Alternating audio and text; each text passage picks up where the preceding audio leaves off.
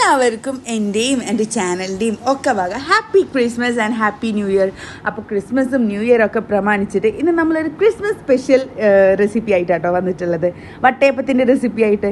അതിന് വേണ്ടിയിട്ട് കുറച്ച് നേരം കുതിർത്തിട്ടുള്ള പച്ചരി നമ്മൾ മിക്സിയിലേക്ക് ഇട്ടിട്ട് നന്നായിട്ടൊന്ന് അരച്ചെടുക്കണം. ഫസ്റ്റ് ഇത് നന്നായി അരച്ചെടുത്ത ശേഷം ഇതിൽ നിന്ന് ഒരു 3 അല്ലെങ്കിൽ 4, ഞങ്ങളിവിടെ 3 ആണ് എടുത്തിട്ടുള്ളത്. 3 സ്പൂണ് ഈ ഒരു മാവ് നമ്മൾ ഫ്രൈ പാനിലേക്ക് ഇട്ട് 1 കപ്പ് വെള്ളം ഒഴിച്ചിട്ട് നന്നായിട്ട് ഇത് കുറുക്കിയെടുക്കണം.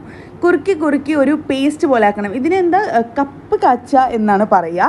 ഇങ്ങനെ പേസ്റ്റ് പരുവാക്കി എടുത്ത ശേഷം ഈ പേസ്റ്റിലേക്കാണ് ഇനി നമ്മൾ ബാക്കി ഇൻഗ്രീഡിയൻസ് ചേർക്കേണ്ടത് കേട്ടോ.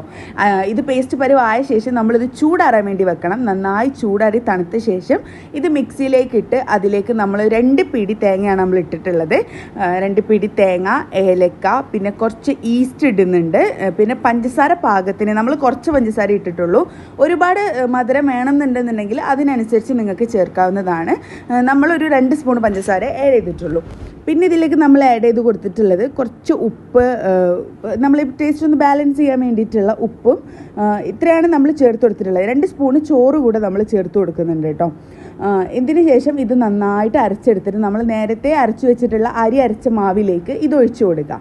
എന്നിട്ട് നന്നായി ഇത് മിക്സ് ചെയ്തെടുക്കണം. ഇത് നന്നായി മിക്സ് ചെയ്ത ശേഷം നമ്മളൊരു 3 to 4 hour വരെ നമ്മളിത് റെസ്റ്റ് ചെയ്യാൻ വെക്കണം. അതാണ് ഇതിൻ്റെ ഒരു പാകം.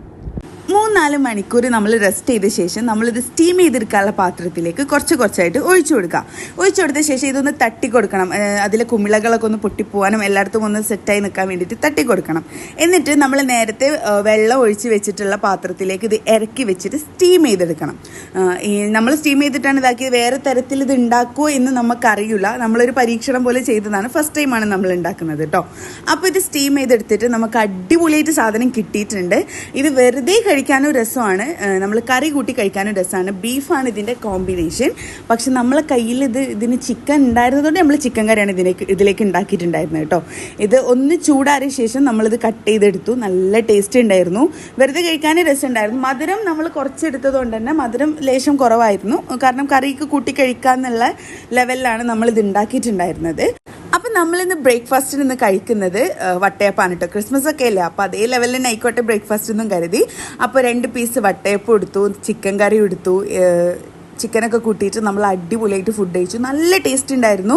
ബീഫാണ് ഇതിൻ്റെ കോമ്പിനേഷൻ. പക്ഷേ ചിക്കൻ കൂട്ടുന്നതിൽ ഒരു തെറ്റുമില്ല, നല്ല ടേസ്റ്റ് ഉണ്ടായിരുന്നു.